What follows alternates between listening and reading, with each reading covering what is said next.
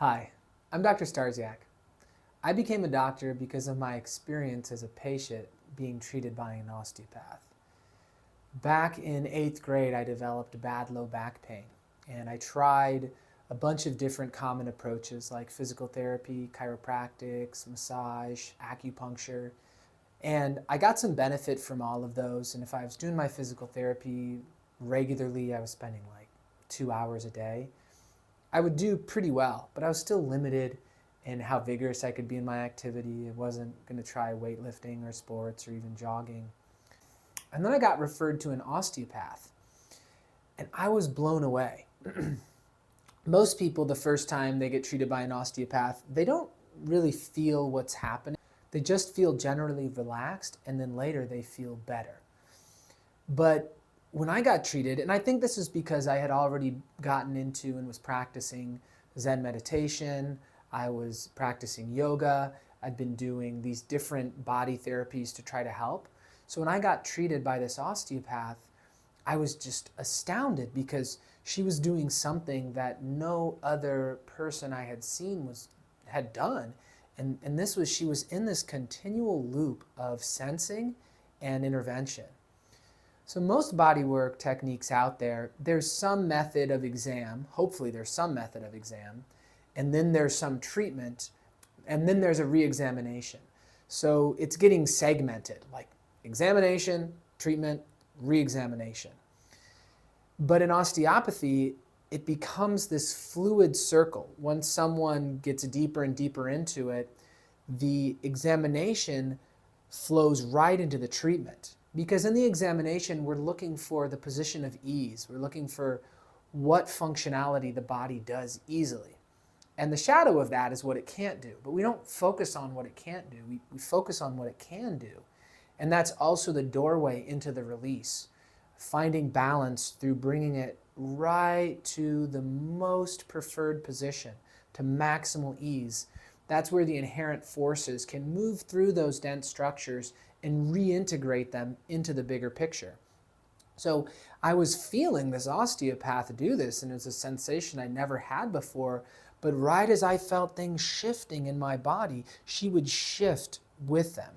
And I had this sense of kind of like I'd had when I would watch a ballet or see a master piano player at work, where it's just astounding and beautiful, and it's a privilege to witness it and be a part of it. But I never thought that that was something that I could do. I just kept seeing her as much as I was able to. And one day, she's the one who actually suggested to me that I could do it. And that really opened stuff up for me because it combined all of these interests that I have. So as I said, I was interested in Zen meditation. I was interested in yoga. Also just had a naturally intelligent mind since I was young. So I was able to get through medical school.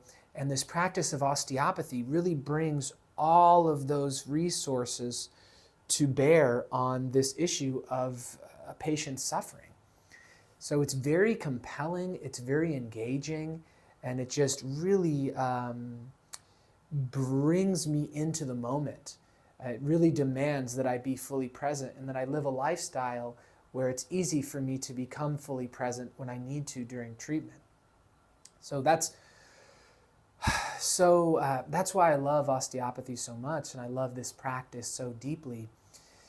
The process of treatment is deeply satisfying because this mind state that we need to be in when we're doing this deep indirect work using the cranial rhythms, using the long tide, it's this meditative mind state that actually in treatment is easier to enter into than just meditating on one's own. There's something about the synergy of two people together and the intention of healing that really brings one into this meditative mind state very quickly. And working with these inherent forces that integrate the body is just such a privilege and a pleasure, and time flies by.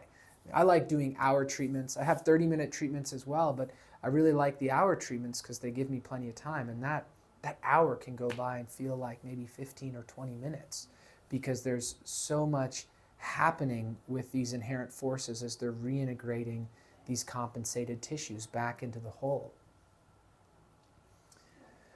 And it's just a shame that not more people know about osteopathy. If all of America knew what you could accomplish with fully developed osteopathy, we would have nowhere near enough people to do it, because in every major city, there's only a handful of people who are any good.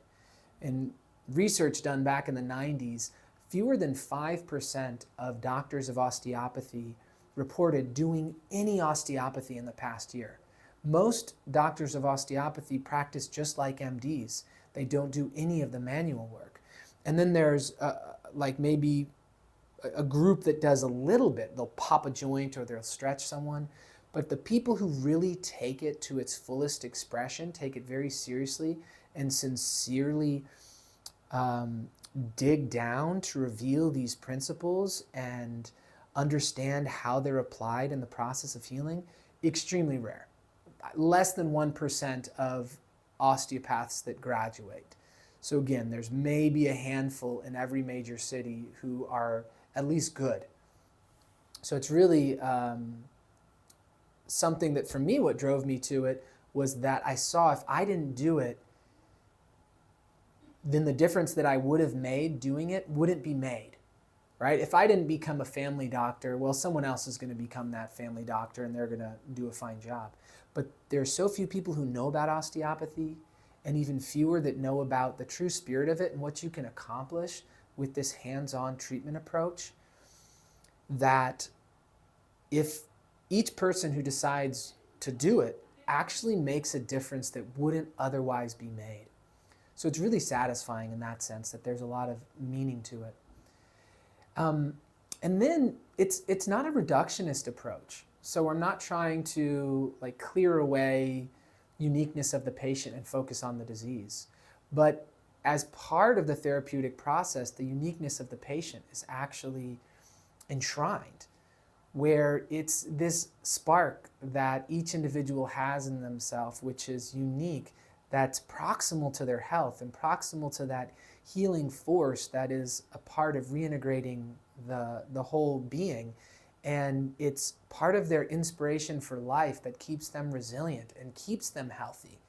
Right? If you notice, when someone is disconnected, when someone doesn't have meaning, their body's not going to feel nearly as comfortable as if they're connected and they have a sense of meaning. So this is why in osteopathy we talk about holistic treatment. I mean, this has been the principle of osteopathy before this term holistic became like a money marker. Right now it's like anybody who wants to make money says their medical practice is holistic. And what does that mean to them? Well, it generally means it's going to be pretty expensive to go there, and they're going to try to sell all sorts of expensive supplements and things. But what it really should mean is that we're looking at all facets of a person. We're not just trying to find out what disease they have and focus on that disease. But one person may open up to a disease state because an aspect of their wholeness is missing, where they may have some sort of disconnect on the level of spiritual fulfillment, or there may be some relationship challenges with parents or with children or a spouse that's creating a drain, that's opening the door for some sort of process to happen, that's like taxing their health.